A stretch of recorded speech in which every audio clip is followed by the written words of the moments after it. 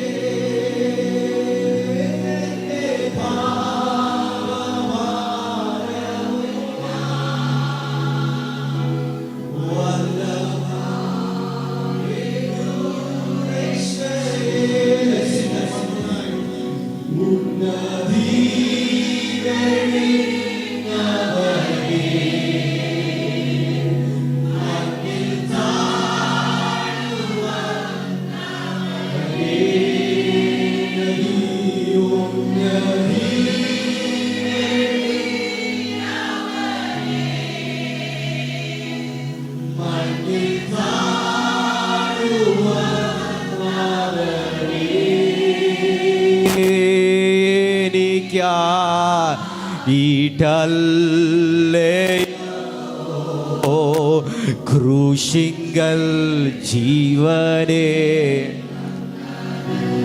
ഓ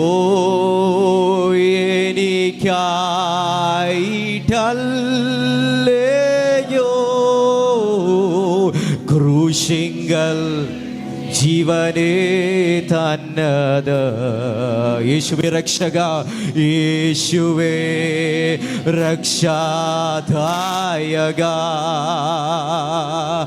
നിന്റെ സന്നിധി ഓ എൻ്റെ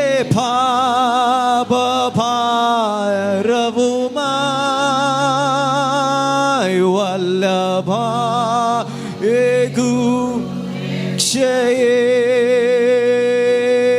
എൻ്റെ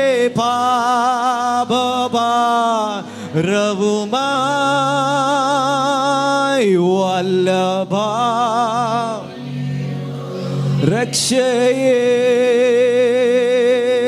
ഓ ആരാധന യേശുവുക്ക് ഓ ആരാധന യേശുവുക്ക് ഓ ആരാധന യേശുവുക്ക് worship Jesus ഓ ആരാധന യേശുവുക്ക്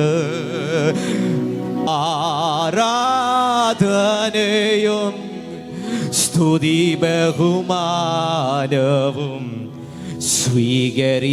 സ്വീകരിപ്പാനെന്നും നീയോ ആ കരങ്ങളെ ഉയർത്തി ഹല്ലേലൂയ ഓഹോ hallelujah oh hallelujah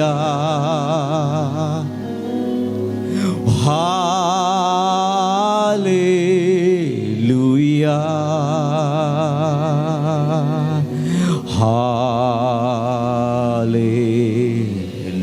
Hallelujah.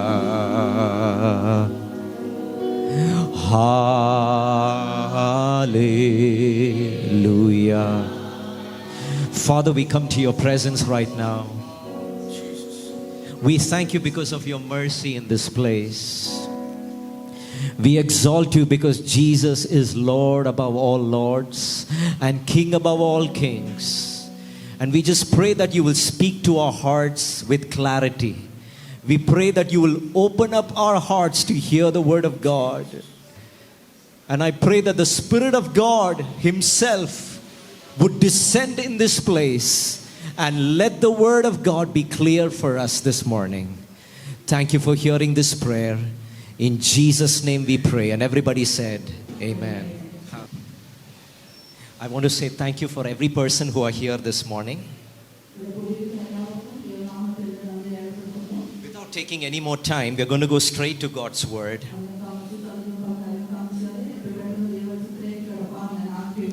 Amen.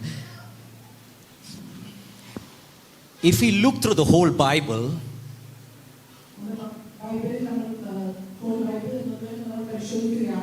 there is one message that the whole Bible conveys.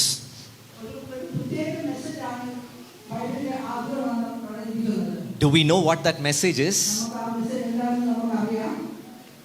There is just one theme that's running through the whole Bible.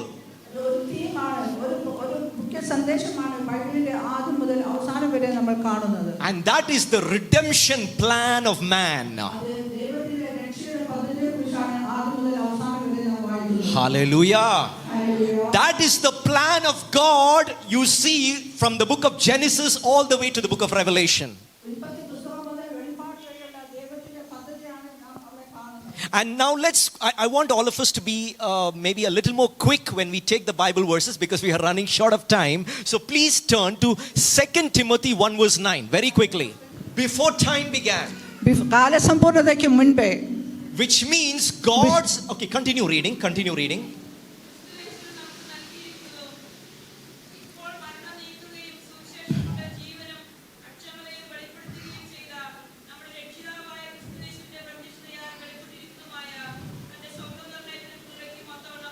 Thank you so much. God's plan to save his people did not start now. ദൈവിക പദ്ധതി, പാപികളെ രക്ഷിക്കുന്നതിനുള്ള ദൈവിക പദ്ധതി ഇന്നലെയോ തുടങ്ങിയതല്ല. It did not start on the day I was born. നാം ജനിച്ച അന്ന് മുതൽ തുടങ്ങിയതല്ല നമ്മെ രക്ഷിക്കുവാനുള്ള ദൈവത്തിന്റെ പദ്ധതി. It did not start on the day you were born. നിങ്ങൾ ഓരോരുത്തരും ജനിച്ച അന്ന് മുതൽ തുടങ്ങിയതല്ല നമ്മെ രക്ഷിക്കുവാനുള്ള കർത്താവിന്റെ പദ്ധതി. It also did not start in Genesis 1 verse 1. അത് ഉൽപ്പത്തി പുസ്തകത്തിൽ ആരംഭിച്ചതല്ല ദൈവത്തിന്റെ രക്ഷാ പദ്ധതി. The Bible says it started before time began. Bible നമ്മൾ വായിക്കുന്നു കാലസമ്പൂർണ്ണതയ്ക്ക് മുൻപ് തന്നെ ദൈവത്തിന്റെ രക്ഷാ നിർണയം ഉണ്ടായിരുന്നു എന്നാണ്. Hallelujah. Hallelujah. Which means even before this earth was created. അങ്ങനെ പറഞ്ഞാൽ ഈ ഭൂമിയും അതിലുള്ള സകലവും ഉണ്ടാകുന്നതിന് മുൻപേ തന്നെ ദൈവത്തിന്റെ നമ്മുടെ രക്ഷാ പദ്ധതി ദൈവത്തിന്റെ മനസ്സിൽ നിർണയിച്ചതായിരുന്നു. Such is the great plan of God to save us. അത്ര വലിയ പദ്ധതിയാണ് ഒരു പാപിയായ മനുഷ്യനെ രക്ഷിക്കുന്നതിനായി ദൈവത്തിന്റെ ഹൃദയത്തിൽ ഉണ്ടായിരുന്നത്. And this plan of God is revealed through all the Bible from the book of Genesis to the book of Revelation. ഈ പദ്ധതിയാണ് ഉൽപ്പത്തി പുസ്തകം മുതൽ വെളിപ്പാട് പുസ്തകം വരെ നിഴലിച്ചു നിൽക്കുന്നത്. Even before sin entered the Garden of Eden, God already prepared the salvation plan in eternity past. Eden തോട്ടത്തിൽ പാപം ചെയ്യുന്നതിന് മുൻപേ തന്നെ ഒരു പാപിയെ രക്ഷിക്കുന്നതിനുള്ള പദ്ധതി ദൈവം തന്റെ ഹൃദയത്തിൽ നിശ്ചയിച്ചതായിരുന്നു. And the Bible is here as a love story from God the Father to all of us to reveal this great plan. ഈ സ്നേഹം ദൈവസ്നേഹമാണ്. ദൈവത്തിന്റെ പദ്ധതി നിർവഹിക്കുന്നതിനായി ദൈവസ്നേഹമാണ് വെളിപ്പാട് ഉൽപ്പത്തി മുതൽ വെളിപ്പാട് വരെ നമ്മൾ കാണുന്നത്. So very quickly let me tell you, in the book of Genesis, when God created Adam and Eve, God created them perfectly. പെട്ടെന്ന് തന്നെ ഞാൻ പറയാം, ഏദൻ തോട്ടത്തിൽ ആദാമിനെയും അവയെയും ദൈവം ഉണ്ടാക്കിയത് വളരെ സമ്പൂർണ്ണതയോടുകൂടിയായിരുന്നു. ഒരു കുറവുമില്ലാതെയായിരുന്നു അവരെ നിർമ്മിച്ചത്.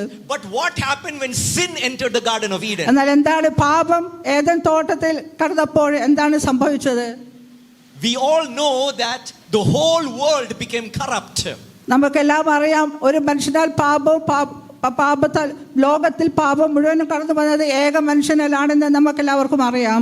All of us became corrupt in God's sight. നമ്മൾ എല്ലാവരും ദൈവത്തിന്റെ മുൻപിൽ പാപികളായി തീർന്നു. And the earth became cursed. ഈ ലോകം പാപത്താൽ ശപിക്കപ്പെട്ടതായി തീർന്നു. This is what the Bible tells us. പ്രകാരമാണ് ബൈബിൾ പറയുന്നത്. And anything we do will not allow us to enter the kingdom of God, because we are all fallen short of the glory of God. നമ്മുടെ നീതിപ്രവൃത്തികളൊന്നും ദൈവസന്നിധിയിൽ കടക്കുന്നതിന് നമ്മളെ അനുവദിക്കത്തില്ല. എന്തെന്നാൽ ദൈവത്തിന്റെ കൃപയിൽ നിന്ന് ഞങ്ങൾ വഴുതി പോയിരുന്നു. Let's quickly look at one verse. Let's go straight to Romans chapter 3 verse 9 and 10. നമുക്കൊരു വായിക്കാം. റോമന്റെ പുസ്തകം 3-ാം അധ്യായം 9-10. Romans chapter 3 verse 9 and 10. What does the Bible say? റോമർക്ക് എഴുതിയ ലേഖനം 3-ാം അധ്യായം 9-10. Yes. Yes. നീതിമാൻ ആരുമില്ല. This is what the Bible says. നീതിമാൻ ആരുമില്ല. There is nobody righteous. ഒരുത്തൻ പോലുമില്ല. നീതിയുള്ളവൻ ഒരുത്തൻ പോലുമില്ല. There is nobody that seeks God. ദൈവത്തെ അന്വേഷിക്കുന്നവൻ ഒരുവനുമില്ല. How do you explain this? ഇതെങ്ങനെയാണ് നമ്മൾ എക്സ്പ്ലെയിൻ ചെയ്യുന്നത്? Normally we say, I sought God and I found him, right? Normally we say that.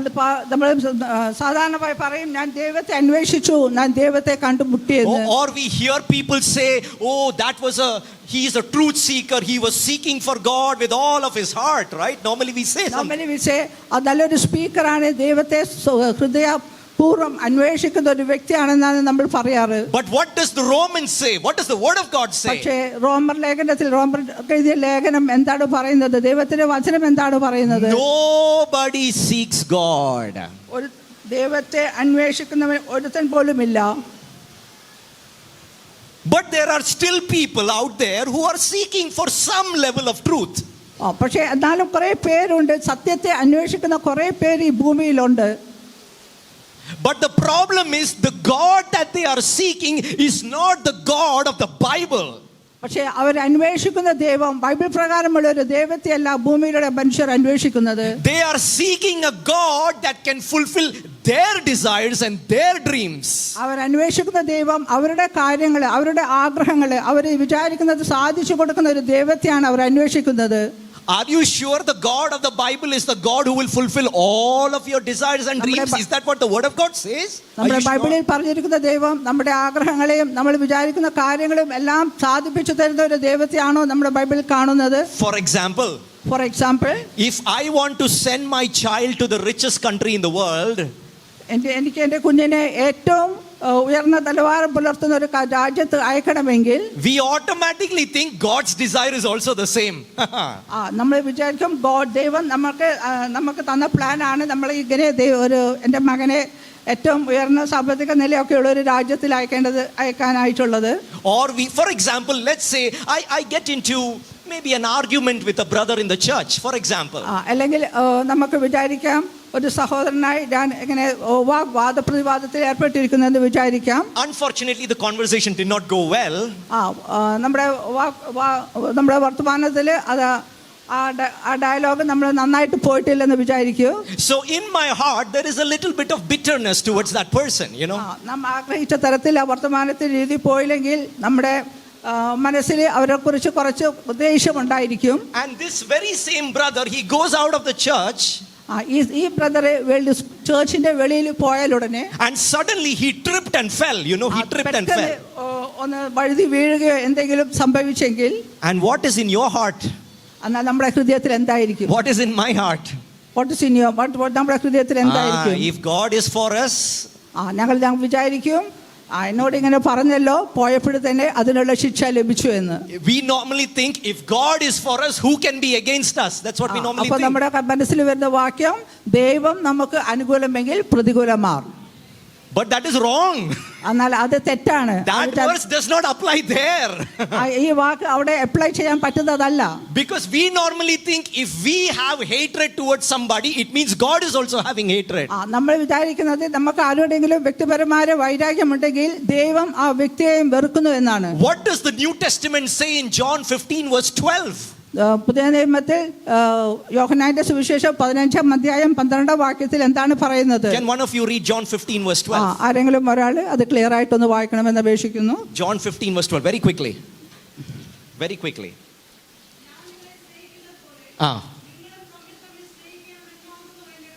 Enough.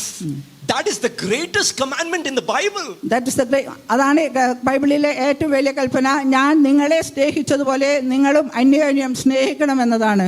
And how did Jesus love each one of us? എങ്ങനെയാണ് ദൈവം നമ്മളെ ഓരോരുത്തരെയും സ്നേഹിച്ചത്? The Bible says, while we were still his enemies, Christ died for us. Bible പറയുന്നു, നമ്മൾ ശത്രുക്കളായിരിക്കുമ്പോൾ തന്നെ ക്രിസ്തു നമുക്ക് വേണ്ടി മരിച്ചു. That is the love he showed to us. അതാണ് ദൈവം നമുക്ക് കാണിച്ച സ്നേഹം. And now God says, Bobby, that's the same love I want you to show to your neighbors. ദൈവം നമ്മളെ ഓരോരുത്തരെയും ഓർമ്മിപ്പിക്കുന്നത് ഈ സ്നേഹമാണ് നമ്മൾ ഓരോ വ്യക്തികളോടും കാണിക്കേണ്ടതെന്നാണ്. And that's when I understand, oh Lord, God, I am unable to show that love. അപ്പോഴാണ് നമ്മൾ ദൈവത്തിന്റെ സ്നേഹം എത്രമാത്രമെന്ന് നമ്മൾ മനസ്സിലാക്കുമ്പോഴാണ് നമ്മൾക്ക് ആ ദൈവസ്നേഹം മറ്റുള്ളവരിൽ പകരുവാൻ സാധിക്കുന്നില്ല എന്നത് മനസ്സിലാകുന്നത്. So we many times get it wrong. When we try to seek God, we seek God who can fulfill our desires. പലപ്പോഴും നമ്മൾ ദൈവത്തെ അന്വേഷിക്കുമ്പോൾ നമ്മുടെ ആഗ്രഹങ്ങളെ, നമ്മുടെ വ്യക്തിപരമായ കാര്യങ്ങളെല്ലാം നിർവഹിക്കുന്ന ഒരു ദൈവത്തെയാണ് നമ്മൾ അന്വേഷിക്കുന്നത്. അത് നിർവഹിക്കുമെന്ന് നമ്മൾ വിശ്വസിക്കുന്നു. In Latin, there's a theological saying in Latin which says incurvatus in se. ഒരു പ്രയോഗമുണ്ട്, തിയോളജിക്കൽ ഒരു പ്രയോഗമുണ്ട്. In Latin, it's in Latin. ലാറ്റിനിൽ ഒരു പ്രയോഗം ഇങ്ങനെയുണ്ട്, incurvatus in se. For example, a small ant, a small insect. For example, ഉദാഹരണമായി ഒരു ചെറിയ ഉറുമ്പിനെ നമുക്ക് എടുക്കാം. And think of a globe. The earth is a globe. Globe ഉണ്ടല്ലോ, ഗ്ലോബ് എന്ന് പറഞ്ഞാൽ മനസ്സിലായില്ലല്ലോ. ഒരു ഗ്ലോബ് നമുക്ക് എടുക്കാം. And this ant is going around the globe. ഭൂമി ആ ഗ്ലോബിന് ചുറ്റും ഉറുമ്പ് നടന്നുകൊണ്ടിരിക്കുകയാണ്. And the ant feels he is going in a straight line. ഉറുമ്പ് വിചാരിക്കുന്നത് സ്ട്രെയിറ്റ് ആയിട്ടാണ് പോകുന്നത് എന്നാണ് ആ ഗ്ലോബിന്റെ മേളിൽ കൂടെ നടക്കുമ്പോൾ. But as it keeps walking and walking and walking and walking, എന്നാൽ നടന്ന് പോകുമ്പോൾ finally it keeps walking. And what happens? It comes back to the same position. അങ്ങനെ മേളിലോട്ട്, ആ ഗ്ലോബിന്റെ മേളിലോട്ട് കയറി നേരെ നടക്കുന്നതാണെന്ന് ഓർത്ത് നടന്ന് അത് താഴേക്ക് വരുന്നത് നമുക്ക് കാണാം. And it finally comes back to the same position. അത് എവിടെ നിന്ന് ആരംഭിച്ചോ അതേ പൊസിഷനിലേക്ക് തിരിച്ചു വന്നതായിട്ട് നമുക്ക് കാണാം. This is how normally we seek God. ഇങ്ങനെയാണ് സാധാരണയായി നാം ദൈവത്തെ അന്വേഷിക്കുന്നത്. We think we are seeking God. ഞങ്ങൾ വിചാരിക്കുന്നത് നമ്മൾ ദൈവത്തെയാണ് അന്വേഷിക്കുന്നതെന്ന്. But finally we seek a God that looks like us. പക്ഷെ നമ്മൾ ദൈവത്തെയാണ് അന്വേഷിക്കുന്നതെന്ന് വിചാരിച്ചെങ്കിലും നമ്മളെ പോലെയുള്ള ഒരു ദൈവത്തെയാണ് നമ്മൾ അന്വേഷിക്കുന്നത്. If I have bitterness and unforgiveness towards somebody, ഞങ്ങളുടെ ഹൃദയത്തിൽ കയ്പും സംഘർഷവും ഉണ്ടെങ്കിൽ, we feel God is also having bitterness towards that person. ഞങ്ങൾ വിചാരിക്കും ദൈവവും ആ വ്യക്തിയോട് വൈരാഗ്യവും കയ്പും ഒക്കെ ഉള്ളവരാണെന്ന്. No, not at all. No, it's not. അതങ്ങനെ അല്ല. That is why the Bible says no one seeks God. ആരും ദൈവത്തെ അന്വേഷിക്കുന്നില്ല എന്നാണ് ഇവിടെ ബൈബിളിൽ പറയുന്നത്. That is the truth. അതാണ് സത്യം. It is talking about all of us. അത് നമുക്ക് എല്ലാവർക്കും ബാധിക്കുന്ന ഒരു കാര്യമാണ്. And the Bible also says there is no one righteous before God. Bible നീതിമാൻ ആരുമില്ല എന്നും കൂടെ ബൈബിളിൽ പറയുന്നു. Let's read verse 20. Romans chapter 3 verse 20. റോമർക്ക് എഴുതിയ ലേഖനം 3-ാം അധ്യായം 20-ാം വാക്യം നമുക്ക് വായിക്കാം. Romans 3 verse 20.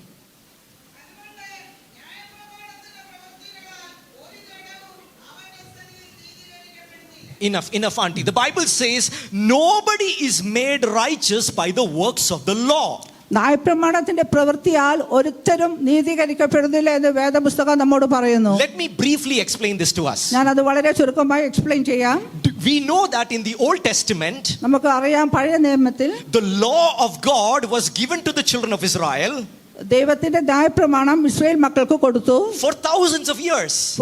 വളരെ ആയിരക്കണക്കിന് വർഷങ്ങൾ അവർ ന്യായപ്രമാണം ആണ് ഇസ്രായേൽ മക്കൾക്ക് കൊടുത്തത്. പക്ഷേ it did not make anybody righteous. പക്ഷേ അത് ഒരുത്തരെയും നീതീകരിച്ചില്ല, ആരെയും നീതിമാനാക്കിയില്ല. Did you know that? ഇതാണ് സംഭവിക്കുന്നത്. God gave all of his laws, but it did not produce a single righteous person. God gave these laws in the old covenant, but it did not produce not even a single righteous person. പഴയ നിയമത്തിൽ ദൈവം ന്യായപ്രമാണം മനുഷ്യർക്ക് കൊടുത്തു, എങ്കിലും ഒരു മനുഷ്യനെയും രക്ഷയിലേക്കോ നീതീകരിച്ചോ ഇല്ല. Now you might ask me, then what is the use of the law? അപ്പോൾ നമുക്ക് ചോദിക്കാം ന്യായപ്രമാണത്തിന്റെ ആവശ്യം എന്തായിരുന്നു എന്ന്. If it is not making a person righteous, then what is the use? അത് ഒരു മനുഷ്യനെ നീതിമാനാക്കുന്നില്ല എങ്കിൽ ന്യായപ്രമാണത്തിന്റെ ആവശ്യകത എന്തെന്ന് നമുക്ക് ചിന്തിക്കാം. The Bible gives the answer. God gave these laws to restrict sin. ദൈവം, ഈ ബൈബിൾ പറയുന്നത് ദൈവം ന്യായപ്രമാണം മനുഷ്യർക്ക് കൊടുത്തത് പാപം ചെയ്യാതെ ഇരിക്കാനാണ്. Let me give a very small example very quickly. For imagine this is a classroom. ഇത് ഒരു എക്സാമ്പിൾ പറയാം. ഇതൊരു ക്ലാസ് റൂം ആണെന്ന് And വിചാരിക്കുക. this is an examination hall. അത് എക്സാമിനേഷൻ ഹാൾ ആണെന്ന് വിചാരിക്കാം. And all of us have come here to take an exam. ഞങ്ങൾ എല്ലാവരും ഇവിടെ ഒരു പരീക്ഷ എഴുതാനാണ് ഇവിടെ വന്നിരിക്കുന്നത് And എന്ന് now the വിചാരിക്കാം. examiner he has not come yet. He's still outside. He's still to come. Exam supervisor ഇവിടെ വന്നിട്ടില്ല, ഇപ്പോഴും വെളിയിൽ നിൽക്കുകയാണെന്ന് വിചാരിക്കാം. So all the students are discussing, the subject. എല്ലാ സ്റ്റുഡൻസും എക്സാമിന് വരുന്ന ടോപ്പിക്സ് ഡിസ്കസ് ചെയ്തുകൊണ്ടിരിക്കുകയാണെന്ന് വിചാരിക്കാം. And there are some students who have not studied for the exam also. ചില കുട്ടികളെ പരീക്ഷയ്ക്ക് പ്രിപ്പയർ ചെയ്യാതെ വന്ന കുറെ കുട്ടികളുണ്ടെന്നും കൂടെ ഉണ്ടായിരിക്കാം. So they are already thinking how they can cheat in the exam. അവർ പഠിക്കാതെയും ഒരുങ്ങാതെയും വന്നവര് എങ്ങനെയാണ് കോപ്പി അടിച്ച് പരീക്ഷ ജയിക്കുന്ന എന്ന വിദ്യകളായിരിക്കും അവർ ചിന്തിച്ചുകൊണ്ടിരിക്കുന്നത്. Even before they came from home, even before the students started from home, they are already planning in small paper chits, how to cheat. വീട്ടിൽ നിന്ന് കടന്നു വരുന്നതിന് മുൻപേ എങ്ങനെയാണ് കോപ്പി അടിക്കേണ്ടതെന്ന് വിചാരിക്കുകയും ആൻസർ കുറിപ്പുകളൊക്കെ കയ്യിൽ കരുതിയിട്ടായിരിക്കും അവർ വരുന്നത്. So they are all discussing now here. ഇപ്പൊ ഇവിടെ എല്ലാവരും എക്സാമിലെ ക്വസ്റ്റ്യൻസും ആൻസേഴ്സും ഡിസ്കസ് ചെയ്യുകയാണ്. And suddenly they see an examiner is coming. പെട്ടെന്ന് അവരെ എക്സാമിനർ ഹാളിലേക്ക് കടന്നു വരുന്നത് കാണുന്നു. And they know that this examiner, this supervisor, he's a strict supervisor. അവർ പെട്ടെന്ന് മനസ്സിലാക്കുകയാണ് ഇപ്പൊ കടന്നു വന്ന സൂപ്പർവൈസർ വളരെ സ്ട്രിക്റ്റ് ആയ ഒരു സൂപ്പർവൈസർ ആണ് വന്നിട്ടുള്ളത്. So you know what the students are doing now? അപ്പം സ്റ്റുഡൻസ് ഇപ്പൊ എന്താ ചെയ്യുന്നതെന്ന് നമുക്ക് ചിന്തിക്കാമോ? They are telling, hey, be careful, that man is strict. അപ്പൊ അവർ പറയുന്നു സൂപ്പർവൈസർ വരുന്നുണ്ട്, വളരെ സ്ട്രിക്റ്റ് ആണ്, വളരെ സൂക്ഷിക്കണം, അല്ലെങ്കിൽ കോപ്പി അടിച്ചത് കണ്ടുപിടിക്കും, വളരെ സൂക്ഷിക്കണം എന്ന് പറഞ്ഞുകൊണ്ടിരിക്കും. Be very careful, he is very strict. വളരെ സൂക്ഷിച്ചോ, അത് വരുന്നു, സൂപ്പർവൈസർ വരുന്നുണ്ട്, വളരെ സൂക്ഷിക്കണം, അവർ വളരെ സ്ട്രിക്റ്റ് ആണെന്ന് പറഞ്ഞുകൊണ്ടിരിക്കും. So the examiner comes, examiner ഇവിടെ വരുവാണ്, distributes all the sheets, to everybody. Exam എഴുതേണ്ട എല്ലാ ഷീറ്റുകളും എല്ലാവർക്കും വിതരണം ചെയ്യുന്നു. And the examiner tells something to the students. Examiner എല്ലാവരും ചെക്ക് ചെയ്തു ഇങ്ങനെ പറയുന്നു. And he tells them, my dear students, അവർ പറയാണ്, മൈ ഡിയർ സ്റ്റുഡൻസ്, പ്രിയപ്പെട്ട students, please don't copy here in this exam. വിദ്യാർത്ഥികൾ ആരും കോപ്പി ചെയ്യരുത്. I believe you are good students in the class. വിശ്വസിക്കുന്നത് നിങ്ങൾ എല്ലാവരും നല്ല സ്റ്റുഡൻസ് ആണ്, ആരും കോപ്പി അടിക്കത്തൊന്നുമില്ലെന്ന് വിശ്വസിക്കുന്നു. And the time starts now. ഇപ്പൊ സമയം ആരംഭിക്കാൻ പോവുകയാണ്, എക്സാം എഴുതേണ്ട സമയം ആരംഭിക്കുകയാണ്. And the examiner also tells one more thing. ഒന്നും കൂടെ ഒരു കാര്യം കൂടെ പറയാനായിട്ട് വരികയാണ്. He says, after 5 minutes I just need to go out of the classroom, to go to the washroom. ഒരു 5 മിനിറ്റ് കൊണ്ട് ഞാൻ ഇപ്പൊ വരാം, ഞാനൊന്ന് വാഷ്റൂമിൽ പോയി പെട്ടെന്ന് തിരിച്ചു വരാമെന്ന് എക്സാമിനർ പറയുകയാണ്. So the exam already started by then already. അപ്പോഴേക്കും എക്സാം സ്റ്റാർട്ട് ചെയ്ത് വെച്ചുകൊണ്ടാണ് 5 മിനിറ്റ് എക്സാമിനർ വെളിയിൽ പോകുന്നത്. And the moment the examiner goes out, examiner supervisor ഈ റൂമിൽ നിന്ന് വെളിയിൽ പോയ ഉടനെ തന്നെ everybody is already discussing now. Everybody wants to copy. ഉടനെ തന്നെ എല്ലാവരും ആ ക്വസ്റ്റ്യൻ ആൻസേഴ്സ് തമ്മിൽ ഡിസ്കസ് ചെയ്യാൻ തുടങ്ങുകയാണ്. Everybody can understand what I'm saying, right? Which means, why am I saying this? Why am I saying ഇത് പറയുന്നത്? That is the same thing with the law. ഇതുപോലെ തന്നെയാണ് ന്യായപ്രമാണത്തിന് കീഴിലുള്ള ന്യായപ്രമാണ കാലത്തും. When the law is present in the classroom, nobody wants to cheat. ന്യായപ്രമാണം ഉണ്ടെങ്കിൽ ആർക്കും കോപ്പി അടിക്കാൻ എല്ലാവർക്കും ഒരു ഭയമുണ്ട് ഉള്ളിൽ. എല്ലാവർക്കും ഭയമുണ്ട്, റൂൾസ് ഉണ്ടല്ലോ, ആ റൂള് നമ്മൾ സ്ട്രിക്റ്റ് ആയിട്ട് ഫോളോ ചെയ്യണമെന്ന ഭയം എല്ലാവരിലും ഉണ്ട്. പക്ഷേ the moment you take the law out of the picture, ആ റൂള് നമ്മളിൽ നിന്ന് സൂപ്പർവൈസർ പെട്ടെന്ന് അവിടുന്ന് പോകുമ്പോൾ, then your sin is revealed. നമ്മുടെ പാപ സ്വഭാവം നമ്മളിൽ ഉടലെടുക്കുകയാണ്. ആരും നോക്കാനില്ല, ആരും പറയാനില്ല, നമ്മൾ ഉടനെ കോപ്പി അടിക്കാൻ. Everybody understood this? This is why the Bible says, with the law nobody is made righteous in their heart. അതുകൊണ്ടാണ് ബൈബിളിൽ പറയുന്നത് ന്യായപ്രമാണത്താൽ ആരും നീതീകരിക്കപ്പെടുന്നില്ല. പക്ഷേ ചിലപ്പോൾ നീതി പ്രവൃത്തി കാണും.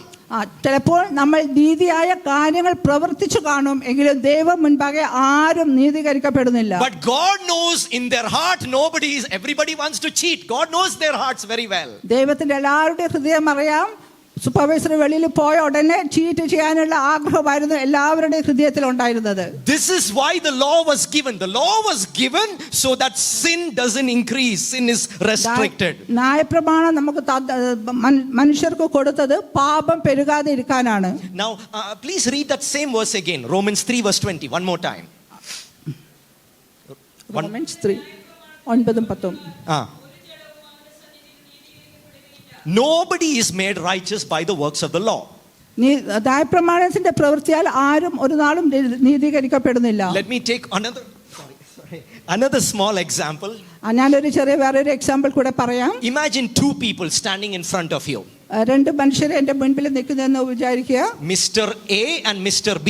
Mister A and mister B. And now Mr. A, he's a good person. Mister A നല്ലൊരു മനുഷ്യനാണ്. He is doing a lot of good works. വളരെ നല്ല പ്രവൃത്തികൾ ചെയ്യുന്ന ഒരു മനുഷ്യനാണ്. He is helping the poor. പാവങ്ങളെ സഹായിക്കുന്നുണ്ട്. He is coming to the church every Sunday. എല്ലാ സൺഡേയും ചർച്ചിൽ വരുന്നുണ്ട്. He is faithfully giving his tithes and offerings. ദശാംശവും ഓഫറിങ്സ് എല്ലാം കറക്റ്റ് ആയിട്ട് കൊടുക്കുന്ന മനുഷ്യനാണ്. He is a decent person. നല്ലൊരു മനുഷ്യനാണ്. And now here is Mr. B. ഇവിടെ മനുഷ്യൻ ബി എന്ന മനുഷ്യൻ ഇവിടെ നിൽക്കുന്നു. This person is struggling with a lot of addictions in his life. അവരുടെ മനസ്സിൽ പലതരത്തിലുള്ള ദുർമാർഗങ്ങളുടെ ജീവിതം നയിക്കുന്ന ഒരു മനുഷ്യനാണ് അവൻ. He is a drunkard. അത് കുടിക്കുന്ന മനുഷ്യനാണ്. He steals from people. He is cheating them. Yeah, he steals money from people. He steals ഈ മനുഷ്യരിൽ നിന്ന് അപഹരിക്കുന്ന കാശൊക്കെ അപഹരിക്കുന്ന ഒരു മനുഷ്യനാണ്. So that is Mr. B. അതാണ് mister B. Now let me ask you a question. അപ്പോൾ ഞാനൊരു ചോദ്യം നിങ്ങളോട് ചോദിക്കാം. Who is eligible to go to heaven? ആരാണ് സ്വർഗ്ഗത്തിലേക്ക് പോകുവാൻ ഒരുങ്ങിയിരിക്കുന്നത്? ആരാണ് ക്വാളിഫൈഡ് ആയിട്ടുള്ളത് സ്വർഗ്ഗത്തിലേക്ക് പോകുവാൻ? Mr. A ആണോ? മിസ്റ്റർ എ ആണോ മിസ്റ്റർ ബി ആണോ? What do you feel? You feel Mr. A should go to heaven, right? Okay, എല്ലാവരും വിചാരിക്കുന്നത് മിസ്റ്റർ എ ആണ് സ്വർഗ്ഗത്തിലേക്ക് പോകാൻ റെഡി ആയിട്ട് നിൽക്കുന്ന നീതിമാൻ എന്ന്. Okay, let's see if this is true or not. നമ്മൾക്കത് ശരിയാണോ തെറ്റാണോ എന്ന് വേദപുസ്തക അടിസ്ഥാനത്തിൽ നമുക്ക് നോക്കാം. Now let's imagine Mr. A died, Mr. B died. നമുക്ക് മിസ്റ്റർ എയും മിസ്റ്റർ ബിയും രണ്ടുപേരും മരിച്ചെന്ന് വിചാരിക്കാം. And now both of them are standing before God Almighty. രണ്ടുപേരും ദൈവത്തിന്റെ മുൻപാകെ നിൽക്കുന്നതായിട്ട് നമുക്ക് കരുതാം. Now we already know Mr. A is a good person. നമുക്ക് അറിയാം മിസ്റ്റർ എ വളരെ നല്ലൊരു മനുഷ്യനാണെന്ന് നമുക്കറിയാം. Both are standing before God to be judged. രണ്ടുപേരും ദൈവത്തിന്റെ മുൻപാകെ ന്യായവിധിക്കായി നിൽക്കുകയാണ്. And now Mr. B first, he comes before God. Mister B first ദൈവത്തിന്റെ മുൻപാകെ വന്നു. And he tells God, ദൈവത്തോട് ഇങ്ങനെ പറയുകയാണ്, God, ദൈവമേ, why did you allow me to be born like this? നീ എന്നെ എന്തിനാണ് ഇതുപോലെയുള്ള ഒരു ജന്മം നീ എനിക്ക് എന്തിനാണ് തന്നതെന്നാണ് മിസ്റ്റർ ബി പറയുന്നത്. This Mr. A, oh Lord. Mister A പറയാണ്, ഓ ലോർഡ്, ദൈവം എന്റെ ദൈവമേ. Mr. B is telling to God about Mr. A now. Mister B mister A കുറിച്ച് ഇപ്രകാരം പറയാണ്, Lord, this man, he was born in a good family. ഈ A വളരെ നല്ലൊരു ഫാമിലിയിലാണ് ജനിച്ചത്. He was brought up in a good church. വളരെ നല്ലൊരു ചർച്ചിലാണ് അവർ പോയിക്കൊണ്ടിരുന്നത്. He had good moral values when he brought up. സാന്മാർഗിക പ്രവൃത്തികളൊക്കെ ചെയ്തു നല്ല മോറൽ വാല്യൂസ് ഉള്ള ഒരു മനുഷ്യനായിരുന്നു. He had a nice educational system. നല്ല വിദ്യാഭ്യാസമുള്ള വിദ്യാസമ്പന്നനാണ്. That is why he is doing a lot of good works. അതുകൊണ്ടാണ് വളരെ നല്ല പ്രവൃത്തികൾ മിസ്റ്റർ എ ചെയ്തുകൊണ്ടിരുന്നത്. പക്ഷേ I was not born like him. പക്ഷെ ഞാൻ അവനെ പോലെയല്ല ജനിച്ചത്. I was born in the streets. ഞാനൊരു സ്ട്രീറ്റിലാണ് ജനിച്ചത്. My father and mother, they forsake me in a very young age. എൻ്റെ അപ്പനും അമ്മയും എന്നെ വളരെ ചെറുപ്രായത്തിൽ തന്നെ എന്നെ ഉപേക്ഷിച്ചു. And I grew up, stealing money from people so that I can fill my stomach with some ഞാൻ food. മനുഷ്യരിൽ നിന്ന് കാശ് അപഹരിക്കാനും എങ്ങനെയെങ്കിലും ജീവിക്കണം, എനിക്ക് ജീവിത മാർഗത്തിനായി അപഹരിക്കാൻ തുടങ്ങി. All I learned in my life is to steal and to kill. I have not learned anything else. ഞാൻ എൻ്റെ ജീവിതത്തിൽ ആകെ പഠിച്ചത് അപഹരിക്കുക, ജീവിക്കുക, മനുഷ്യരെ വധിക്കുക, ഈ കാര്യങ്ങളാണ്. So Lord, how it is not fair that you take him to heaven and you throw me to hell. It's not fair. ദൈവമേ, നീ മിസ്റ്റർ എയെ സ്വർഗത്തിലേക്ക് എടുക്കുകയും എൻ്റെ ഇവിടെ കൈവിടപ്പെടുകയും ചെയ്യുന്നത് ന്യായമല്ല എന്ന് വാദിക്കുന്ന ഒരു ബിയെയാണ് കാണുന്നത്. Because if I was born in his scenario, ഞാൻ എയുടെ സ്ഥാനത്തായിരുന്നു ജനിച്ചിരുന്നതെങ്കിൽ, and if he was born in my scenario, എൻ്റെ കണ്ടീഷനിലാണ് A ജനിച്ചിരുന്നതെങ്കിൽ, then I would go to heaven for sure. എന്നാൽ തീർച്ചയായും ഞാൻ സ്വർഗത്തിൽ പോകുമായിരുന്നു. And he will go to hell, right? Mister A നരകത്തിലായിരിക്കും പോകുന്നത്. And you know what God says? എന്നാൽ ദൈവം എന്താണ് പറയുന്നതെന്ന് അറിയാമോ? What you said is true. നീ പറഞ്ഞത് കറക്റ്റ് ആണ്. And the truth is, സത്യം എന്താണെന്ന് വെച്ചാൽ, Mr. B, you will not go to heaven. That is clear. Mister B, നീ സ്വർഗത്തിൽ പോവത്തില്ല, അത് ഷുവർ ആണ്. Mr. A, you will also not go to heaven. നീയും സ്വർഗത്തിൽ പോകത്തില്ല. And Mr. A is shocked. Mister A വളരെ ഞെട്ടിപ്പോയി. ഈ സംസാരം കേട്ടപ്പോൾ, ദൈവത്തിൽ നിന്നുള്ള ഈ മറുപടി കേട്ടപ്പോൾ വളരെ ഞെട്ടിപ്പോയി. I did a lot of good works. ഞാൻ പല നല്ല കാര്യങ്ങൾ ചെയ്തിട്ടുണ്ട്, നീതിമാനായി ജീവിച്ചിട്ടുണ്ട്, അങ്ങനെ പല കാര്യങ്ങളും പറഞ്ഞു. I didn't cause any problem to my society. ഞാൻ വളരെ കാര്യങ്ങൾ സൊസൈറ്റിയിൽ ചെയ്തിട്ടുണ്ട്. And God says to Mr. A now, അപ്പോൾ ദൈവം മിസ്റ്റർ എയോട് ഇപ്രകാരം പറയുന്നു, it is true. It is true, അത് ശരിയാണ്. You did so many good works. വളരെ നല്ല പ്രവൃത്തികൾ, വളരെയധികം നല്ല പ്രവൃത്തികൾ നീ ചെയ്തിട്ടുണ്ട്. പക്ഷേ you forgot one thing. പക്ഷേ നീ ഒരു കാര്യം മറന്നുപോയി. James chapter 2 verse 10. Let's read. James chapter 2. യാക്കോബ് 2:10 നാം ഇപ്രകാരം വായിക്കുന്നു. James chapter 2 verse 10. Very quickly.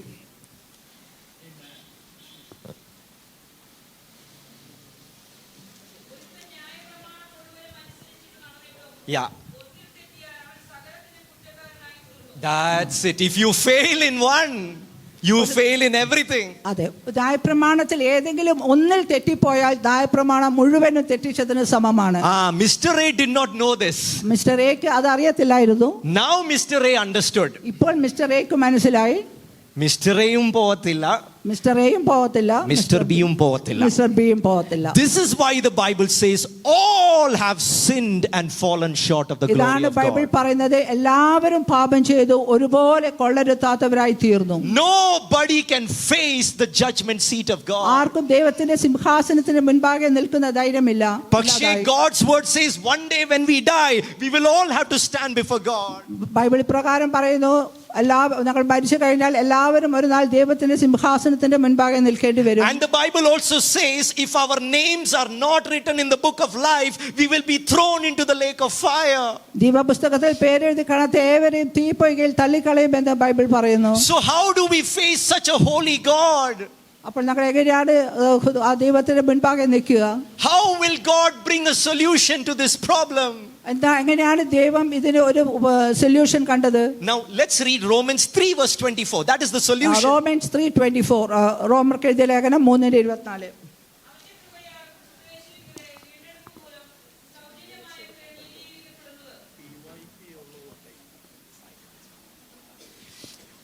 Romans 3 verse 24. Yeah. The Bible says we are justified through Jesus Christ as a free gift. Bible പറയുന്നത് നമ്മളെ നീതീകരിക്കപ്പെട്ടത് കൃപയാൽ അത്രേ, വിശ്വാസം മൂലം നാം നീതീകരിക്കപ്പെട്ടത്. So the question is, how can God be righteous and merciful at the same time? ദൈവം കുറ്റം വിധിക്കുന്നവനും അതേ സമയത്ത് നീതിമാനും ദയാലുവും ഒരേ സമയത്ത് ആകുന്നത് എങ്ങനെയാണ്? How is this possible? അതെങ്ങനെയാണ് സാധിക്കുന്നത്? God himself became the solution for this problem. ഈ പ്രോബ്ലത്തിന് ദൈവം തന്നെ ഒരു സൊല്യൂഷൻ കണ്ടുപിടിച്ചു. The Bible says Jesus Christ, who is God in heaven, ബൈബിളിൽ പ്രകാരം പറയുന്നു, നമ്മുടെ കർത്താവായ യേശുക്രിസ്തു ദൈവപുത്രനായിരുന്നിട്ടും he came down into this earth as a man. സ്വർഗ്ഗത്തിൽ നിന്ന് ഭൂമിയിലേക്ക് താഴ്ന്നു വന്നു. He lived a perfect life which you and I could not live. ഒരു സമ്പൂർണ്ണ ജീവിതം, പാപമില്ലാത്ത കളങ്കമറ്റ ജീവിതം ഞങ്ങൾക്കും എനിക്കും നിനക്കും ചെയ്യുവാൻ പറ്റാത്ത തരത്തിലുള്ള കളങ്കമറ്റ ഒരു ജീവിതം നയിച്ചു. He walked on this dusty earth like any man would walk. സാധാരണ ഈ ലോകത്ത് നടക്കുന്ന മണ്ണും പൊടിയും നിറഞ്ഞ ഭൂലോകത്ത് നടന്നു. He faced all the temptations that you and I could face. നമ്മളെല്ലാം പരീക്ഷിക്കപ്പെടുന്ന പരീക്ഷകൾ പലതും ദൈവപുത്രൻ സഹിച്ചു. And he willingly went up to that cross on your behalf and my behalf. എങ്കിലും നമുക്കും എനിക്കും നിനക്കും വേണ്ടി കാൽവറി ക്രൂശിൽ തന്നെ താൻ ഏൽപ്പിച്ചു കൊടുത്തു. Because there was no other solution for us to enter the kingdom of God. ദൈവത്തിന് വേറെ ഒരു സൊല്യൂഷനും അതിന് ഇല്ലായിരുന്നു. The Bible says in Isaiah 53 verse 10, God was pleased to crush Jesus. യെശയ്യാവ് 53:10. Can somebody read very quickly? 53:10 വല്ല ആരെങ്കിലും ഒന്ന് വായിക്കണേ. Isaiah 53 verse 10. യെശയ്യാവ് 53:10. What does the Bible say? യഹോവയ്ക്ക് ഇഷ്ടം തോന്നി. It pleased God the Father to crush his son. തന്റെ സ്വന്തം പുത്രനെ തകർക്കുവാൻ ദൈവത്തിന് ഇഷ്ടം തോന്നി. What was the purpose of crushing his son? അതിന്റെ ആവശ്യം എന്തായിരുന്നു? It was to save you and me. എന്നെയും നിന്നെയും രക്ഷിക്കുവാൻ വേണ്ടിയാണ്. Because the Bible says by the works of the law nobody can be made righteous. ന്യായപ്രമാണത്തിന്റെ പ്രവൃത്തിയാൽ ആരും നീതീകരിക്കപ്പെട്ടില്ല. So there is no point boasting that you kept 5 out of 10 commandments, 9 out of 10 commandments. There is no point. There is no ഒരു 9 ഞാൻ നിവർത്തിച്ചു, 8 ഞാൻ നിവർത്തിച്ചു ന്യായപ്രമാണത്തിലെ കാര്യങ്ങളിൽ എന്ന് പറയുന്നതിന് യാതൊരു അർത്ഥവുമില്ല. Everybody is destined for eternity hell. എല്ലാവരും Everybody is condemned to hell. എല്ലാവരും നരകത്തിലേക്ക് പോകുവാൻ ഏൽപ്പിക്കപ്പെട്ടിരിക്കുകയാണ്. And the Bible says it pleased the Lord to crush Christ. Bible പറയുന്നു ദൈവത്തിന് തന്റെ പുത്രനെ തകർപ്പാൻ ഇടയായി ഇഷ്ടം തോന്നി. Can we read verse 6? Isaiah 53 verse 6. Isaiah chapter 53 verse 6. Yeah.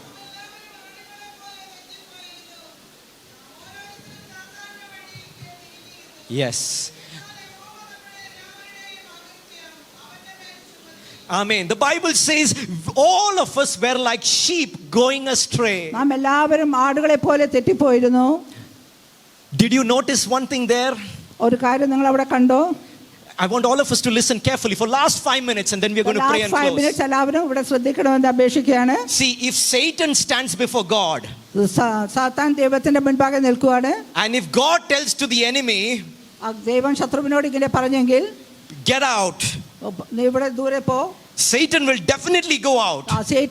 സാത്താൻ അപ്പോൾ തന്നെ മാറിപ്പോണ്ട ആവശ്യമുണ്ട്. And if God tells Satan, come here, സാത്താനോട് ദൈവം ഇങ്ങോട്ടേക്ക് വരിക എന്ന് പറഞ്ഞാൽ Satan will wholeheartedly obey and come and follow the voice of God. ഹൃദയത്തോടുകൂടെ ദൈവത്തെ അനുസരിച്ചുകൊണ്ട് സാത്താൻ ദൈവത്തിന്റെ മുൻപാകെ വരും. പക്ഷേ if God tells Bobby, come here, പക്ഷേ ദൈവം പാസ്റ്റർ ബോബിയോട് മുൻപോട്ട് വരുവാൻ പറഞ്ഞാൽ the problem is Bobby will not obey. That's the problem. Pastor Bobby will not obey.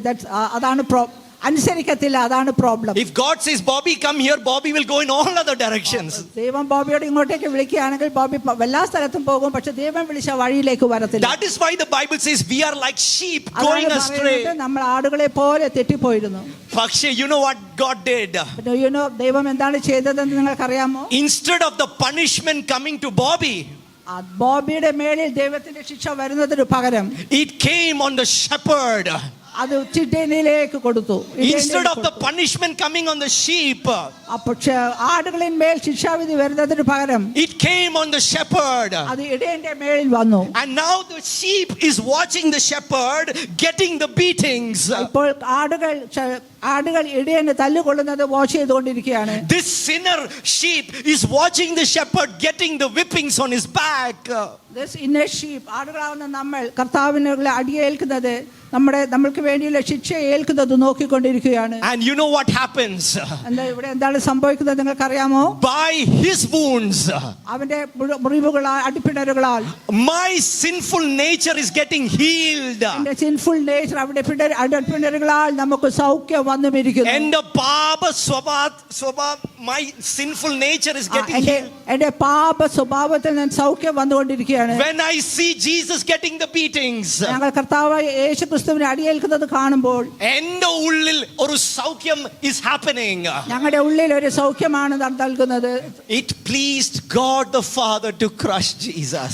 ദൈവത്തിന് തന്റെ ഏകജാതനായ പുത്രനെ കൃത്യയാഗമായി നൽകുന്നത് പ്രസാദമായി തോന്നി. So the anger of God, ദൈവത്തിന്റെ കോപം, instead of coming on Bobby, ഞങ്ങളുടെ മേൽ പാസ്റ്റർ ബോബിയുടെ മേൽ വരുന്നതിന് പകരം it came on his son Jesus Christ. കർത്താവായ യേശുക്രിസ്തുവിന്റെ മേൽ ദൈവത്തിന്റെ ഏകജാതനായ പുത്രന്റെ മേൽ പകർന്നു. For every sin that we have committed, my friends, നമ്മൾ ചെയ്ത ഓരോ പാപത്തിനും the wrath of God, ദൈവത്തിന്റെ കോപം, the anger of God, ദൈവത്തിന്റെ ക്രോധം, the fiery wrath of God, it came upon Christ his son. ദൈവത്തിന്റെ കോപാഗ്നി കർത്താവായ യേശുക്രിസ്തുവിൽ വന്നു. See, let me conclude with one line. ഞാനൊരു സെന്റൻസ് കൂടെ പറഞ്ഞുകൊണ്ട് നിർത്താം. God's justice ദൈവത്തിന്റെ നീതി will happen only in 2 ways. ദൈവത്തിന്റെ നീതി 2 വിധത്തിൽ മാത്രമേ സംഭവിക്കത്തുള്ളൂ. Either sinners and sin will perish in eternal fire. പാപിയും പാപവും നരകത്തിലേക്ക് തള്ളിയിടുന്നതാണ് ഒന്ന്. അങ്ങനെയാണ് ദൈവത്തിന്റെ കോപം ശമിക്കുന്നത്. Or അല്ലെങ്കിൽ the sins of mankind മാനവവർഗത്തിന്റെ പാപങ്ങൾ will be punished on Christ the Son. മാനവരുടെ പാപങ്ങൾ കർത്താവിന്റെ മേൽ ചുമത്തും. And God is giving us the choice. ദൈവം നമുക്കൊരു ചോയ്സ് തരികയാണ്. Which one do we want? ഏതാണ് നമുക്ക് വേണ്ടത്? ദൈവം തന്ന തിരഞ്ഞെടുപ്പാനുള്ള അവകാശം നമുക്ക് തന്നിരിക്കുകയാണ്. നമുക്ക് ഏതാണ് വേണ്ടത്? And if we believe in our hearts, ഞങ്ങൾ ഹൃദയത്തിൽ വിശ്വസിക്കുമ്പോൾ, Bible says today is the day of salvation. Bible പ്രകാരം പറയുന്നു, ഇന്നാണ് സുപ്രസാദ കാലം. If you do not harden your hearts, നമ്മുടെ കർത്താവ് യേശുക്രിസ്തുവിനെ നമ്മുടെ ഹൃദയത്തിലില്ലെങ്കിൽ, if you believe in your heart നമ്മൾ കർത്താവ് യേശുക്രിസ്തുവിനെ വിശ്വസിച്ചില്ലെങ്കിൽ, and say, if you believe in your heart you believe in your heart, നിങ്ങളുടെ ഹൃദയത്തിൽ വിശ്വസിക്കുക, and you say, Lord, and കർത്താവേ എന്ന് പറയുക, your wrath came upon Christ ദൈവമേ നിന്റെ കോപം നിന്റെ പുത്രനിലേക്ക് വന്നത് for my sins, എന്റെ പാപത്തിന് വേണ്ടിയായിരുന്നു. and I believe that, ഞാൻ വിശ്വസിക്കുന്നു. and I want you to take over my life. എന്റെ ജീവിതം നിനക്കായി എടുക്കണം, നിനക്ക് സമർപ്പിക്കാൻ ഞാൻ The ആഗ്രഹിക്കുന്നു. Bible says when we believe in Jesus like that, ഞങ്ങൾ കർത്താവ് യേശുക്രിസ്തുവിൽ അങ്ങനെ വിശ്വസിക്കുമ്പോൾ we will have eternal salvation. ഞങ്ങൾക്ക് നിത്യജീവൻ ലഭിക്കും. We will have eternal salvation. ഞങ്ങൾക്ക് നിത്യജീവൻ, നിത്യ രക്ഷ ലഭിക്കും. This is the greatest miracle that God did on planet ഇതാണ് Earth. ദൈവത്തിന്റെ ഏറ്റവും അത്ഭുതകരമായ രക്ഷാ പദ്ധതി. There is no bigger miracle than salvation. ഇതിൽ കൂടുതൽ വലിയ മിറക്കിൾ ഇല്ല. രക്ഷാ മിറക്കിൾ, സാൽവേഷൻ ആയിട്ടുള്ള മിറക്കിൾ ഇല്ല.